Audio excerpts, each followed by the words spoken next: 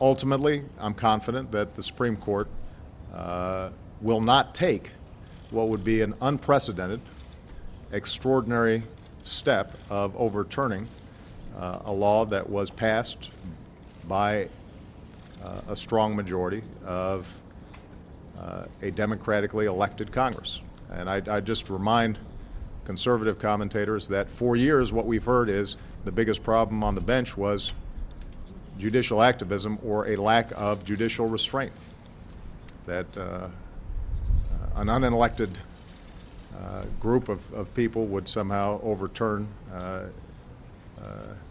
a duly constituted and passed law. Yesterday, but in his original comments, he did not draw out that caveat. He just said the whole thing would be unprecedented. That's not what he said, Ed. That's not certainly what he meant. And it was clear to most folks who observe this and understand what is at issue here. Jay, that's not true. The president said on Monday that it would be an unprecedented, extraordinary step of overturning a law that was passed by a strong majority of a Democratic elected Congress. It took him yesterday to talk about the Commerce Clause and on an economic issue. There are two instances in the past 80 years where the Supreme Court has overturned stuff. U.S.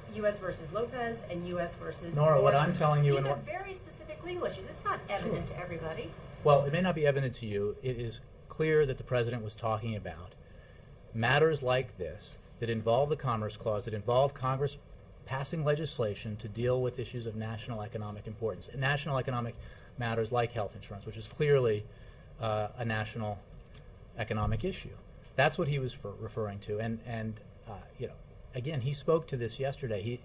It is obvious and clear, and nobody would ever contend in his office, and he certainly was not contending, that the Supreme Court doesn't have, as its right and responsibility, the ability to overturn laws passed by Congress as unconstitutional. He was referring to 85 years of judicial precedent, of Supreme Court precedent, with regard to matters like the one under consideration.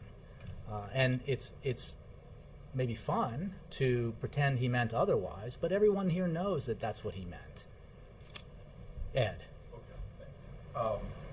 But to quote what Nora just quoted, back to Nora. For the sake of argument, we're going to pretend he didn't mean that. No, okay, but he had to clarify. I'm telling you. He did clarify the next day. And also, when you said, well, to Nora or me, I'm not that maybe we didn't know those cases, do you think most average Americans know about a Supreme Court case from 75 years ago?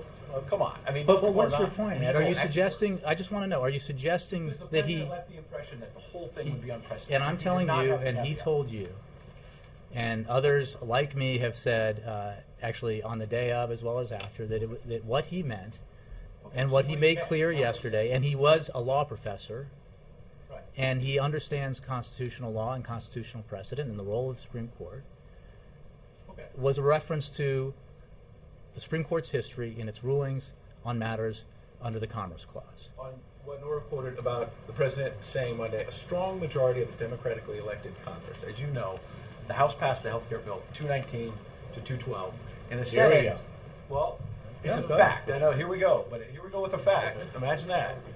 It was not. It was not a strong majority. I mean, the Republicans just pushed through the Ryan budget with Republican votes. You guys would not call that a strong majority, would you? No. But here's the environment that we live in, Ed. In order for a budget agreement to become law, right? The Republicans don't control both the executive branch and the legislative branch, and the Democrats don't control both. In order for the absolute necessity of dealing with our deficit and debt challenges, we need a bipartisan compromise. The only path, as evident to anyone who thinks about this matter, the only path to that is a balanced approach. Republicans in the House know that. Democrats in the Senate know that. The president knows that. So that's why he has embraced a balanced approach. But what the Republicans haven't... 219 to 212. So that's a strong majority, you're saying, factually? You're talking about apples and oranges here. No, we're talking that apples on health care. passed... 219 to that 212. passed... That is a strong majority, factually? Ed, that passed Congress and was signed into law.